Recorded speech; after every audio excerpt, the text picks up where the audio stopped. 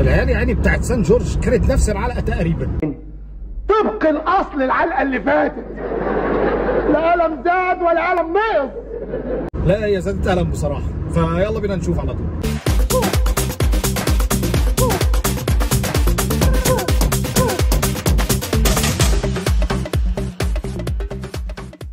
السلام عليكم ورحمه الله وبركاته. انا احمد صابر ودي الكوره مع افوكاتو. طيب مع اعترافنا الشديد بضعف المنافس، الا ان امبارح بصراحه بطل الشباك وبطل الحلقه هو النجم مارسيل كولر، الجد الكبير قوي. واحنا اتعودنا دايما ان احنا بنشوف الموضوع من زاويه جديده، يعني احب دايما اقدم لكم القصه من زاويه مش المعتاد ان الناس كلها بتتكلم عليه. يعني مش هاجي اقول لك مثلا اصل اللعيب دوت كان عامل ايه، اصل احنا جبنا 4 تجوان، ما انت شفت الكلام ده كله. انا عايز دايما اوريك الجانب اللي انت ما شفتوش، ولذلك احنا هنقسم الحلقه النهارده لمجموعه من المكاسب اللي الاهلي كسبها، الا وهي بقى ايه؟ خلينا نبدا برقم 1، المكاسب اللي على المستوى الفردي. المكاسب اللي على المستوى الفردي احنا شفنا امبارح ظهور اكتر من لاعب. الطقم اللي لعب الماتشات اللي فاتت في منهم ناس كتير قوي اتغيرت، الا وزي مين كده مثلا؟ ايه الا وزي مين دي؟ مش فاهم. المهم يا سيدي، يعني عشان ما اطولش عليك، المكاسب الفرديه احنا على المستوى الفردي كسبنا واحد مثلا زي الدبيس، كسبنا مثلا واحد زي كوكا، الناس اللي خدت فرصه من اول وجديد، واحد زي قفشه، واحد زي كريستو. كل دي مكاسب فرديه، ناس ما كانتش بتلعب دخلت، وانت استغلت فرصه ضعف المنافس بانك اديتهم فرصه وطلعوا اللي عندهم كله.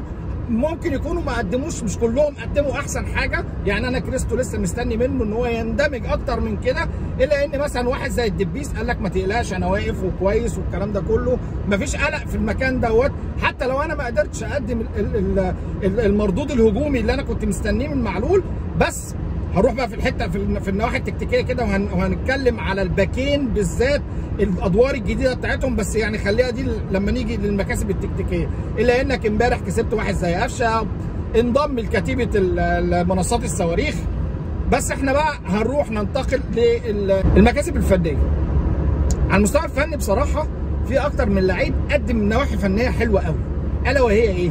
زي ما قلنا كده، واحد زي قفشه انضم لكتيبه منصات الصواريخ، وواحد زي مثلا امام عاشور بيقدم مستوى انا ما اعتقدش ان انا شفت امام عاشور قبل كده بيقدم المستوى ده في الزمالك. يعني انا ما اتفرجتش على امام عاشور بالحلاوه والمزاج العالي قوي ده. في نفس الوقت العرضيات اللي اصبحت فيها شيء من الاتقان، يعني انت شفت امبارح كور كريستو اللي ابتدى كريستو يوديها لك في المكان اللي انت عايزه، محمد هاني والجول بتاع قفشه. ففي مكاسب فنيه بصراحه، اللعيبه اتقنت ادوار احنا ما كناش بنشوفها قبل كده. نروح على طول بقى للخطوه اللي بعد كده، وهي المكاسب التكتيكيه، وده الجزء اللي انا دايما بحبه وببقى ميال دايما ان انا احلله. تعالى بقى كده نشوف من ورا لقدام، وخد بالك ركز معايا في الحته دي كويس قوي. الباكين اللي اندثر ادوارهم في النواحي الهجوميه او قلت ادوارهم، لان هو بصراحه ابتدت المثلثات تنحاز اكتر للاثنين اللي قدام، الا وهو ايه؟ الراجل رقم 8 والجناح، بقوا هم اللي بيشيلوا العبء الهجومي اكتر، لان الباك بقى يستنى شويه بصراحه، عشان انت بقيت محافظ على ايه؟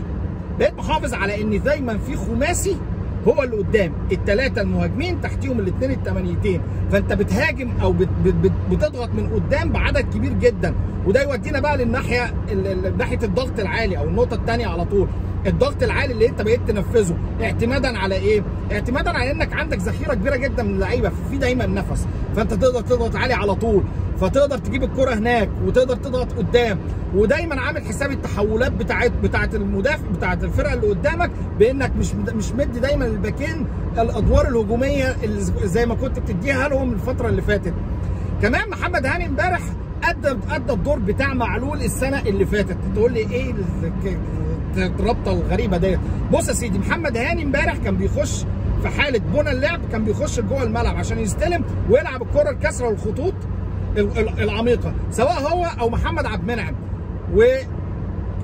والموضوع دوت كان بيعمله علي معلول السنه اللي فاتت، فبقى اصبح عندك دلوقتي لو محمد هاني وعلي معلول، بقى عندك اكتر من صانع لعب، في تقريبا 3 صناع لعب في الخط الخلفي، اللي هو عبد المنعم ومعلول ومحمد هاني. وتحس ان اللعيبه كلها شربت الطريقه، يعني تحس كده ان ايه، في ميكانيزم ثابت. مش مشكله مين اللي يلعب. كمان قفشه لما لعب وادى الدور بتاعه في مركز 8 بعيد عن الهدف اللي هو جابه امبارح، لا هو بصراحه تحس كده ان اللعيبه شربت الطريقه. حتى برضه عبد القادر تحس ان هو العمره عملت معاه شغل بصراحه الراجل، وابتدى بقى يحس كده او يفهم ان هو مش صاحب الكوره، مش كل كوره انا اخدها واروح بيها. فبصراحه تحس كده ان اللعيبه كلها بقى في ميكانيزم ماشيين عليه، وانه بقى في لا مركزيه في اداء اللعيبه. الوينجين امبارح اللي لعبوا في اول الشوط الاولاني كل واحد على عدله رجله، عبد القادر وكريستو لعب ناحيه الشمال عشان هو اشول، وعبد القادر لعب ناحيه اليمين عشان الكور القطريه او الكور الطوليه اللي بتروح لهم اللعيب ما ياخدش وقت في انه يستلم ويحط الكوره برجله العكسيه، لا انا هستلم واروح على طول ويبقى عندي فرصه ان انا اشوط مره واحده على طول على الجول. فالكلام دوت شويه لعيبه الاهلي او عبد القادر وكريستو ذهنيا هم مش متعودين عليه، فعشان كده الراجل ريحهم وعلى نص الشوط الاولاني كده وقال لهم خلاص كل واحد يجي بقى على عدلته. انا خلاص كمان بقى في اريحيه ان انت تلعب براحتك بسبب ان انت خلاص احرزت هدفين والدنيا مشيت معاك. كمان التحولات السريعه جدا للعيبه الاهلي اللي يعني ظاهره من اول ماتش في الموسم، السرعات الجامده قوي من عند الجناحين وعند لعيبه خط الوسط وعند الفيرود طبعا كهربا امبارح. الحاجات دي مديه دايما، وده نفس قوي جدا او سرعات عاليه قوي، وده بسبب زي ما قلنا قبل كده بسبب انك عندك ذخيره من اللعيبه كتير، فكل اللعيبه تقريبا عندها النفس، تضغط من قدام او لو اتلعبت عليك الكوره في ظهرك لما بتخلصها بتتحول بسرعه جدا بسبب اللياقه البدنيه العاليه، وده بسبب الروتيشن اللي الراجل عامله. نروح بقى للمكاسب النفسيه، ودي نقطه مهمه جدا.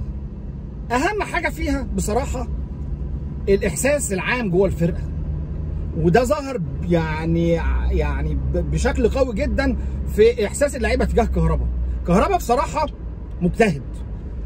بدنيا مش احسن حاجه، بتحس كده ان هو في اخر لمسه خلاص بقى جسمه مش متحمل القوه او ما عندوش القوه اللازمه ان هو يفنشها صح، وده سبب على فكره انه بيضيع كتير. الا انه هو بصراحه بيموت نفسه، بيجيب اخر ما عنده، هيجي الناحيه البدنيه ديت هتيجي والاسترس اللي هو محطوط تحتيه، وده بقى يعني خلى اللعيبه عايزه تقول له لا احنا معاك، احنا في ظهرك، كلنا واحد، كلنا واقفين في ظهر بعض. وده ظهر امبارح في البيلن اللي هو يعني عبد المنعم اللي هو اللي كان داخل الشوط البيلن اداها عن طيب خاطر لكهربا، ودي روح حلوه قوي قوي جوه النادي الاهلي، وهو ده النادي الاهلي. الحاجه الثانيه زي ما اتكلمنا كده على عبد القادر بصراحه اللي اصبح اكثر التزاما وفهم خلاص ان هو مش صاحب الكوره، وشفناه في اول 10 دقائق والمثلثات اللي كانت بيعملها مع محمد هاني وقفشه بصراحه حلو. كمل بقى كده عبد القادر، اتعلم امتى تدوس على الكوره وامتى تبصي.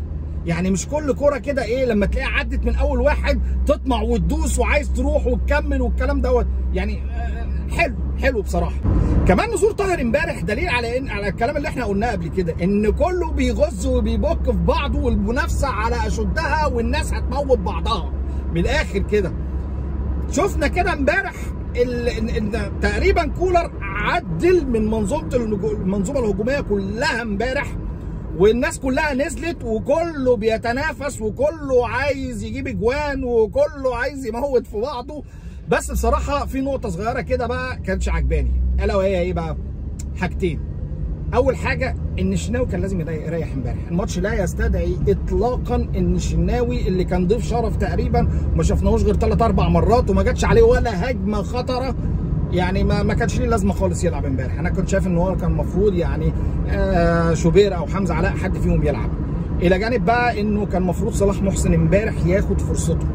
يعني انت ما اديتش صلاح محسن الفرصه الكافيه الماتش اللي فات، اديتها لطاهر المره دي، لا هو كان الاولى ان طاهر يلعب مكان جناح من الجناحات وتاوي يريح خالص يخرج بره السكور كمان لو عايز تخرجه، وصلاح محسن هو اللي يكمل. يعني انا كنت شايف انك عندك 3 فراوده، موديست وصلاح وكهربا، وترتيبهم انك بتلعب كهربا وبعد كده موديست وبعد كده صلاح.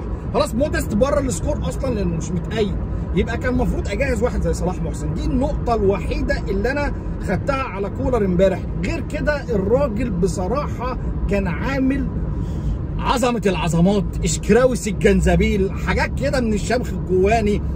فيعني بصراحه كولر امبارح استفاد وعظم الاستفاده قوي بتاعه ضعف المنافس. ماتش امبارح انت خدت منه كل اللي انت عايزه، نواحي نفسيه وتكتيكيه ولاعيبه شدت الطريقه وتقريبا كانت تمرينه عملت فيها كل اللي نفسك فيه. بس كده حلو يا اهلي والله. يعني انت بتدي رساله لكل المنافسين وكل الناس ان انت عندك ذخيره مدمره ومدويه.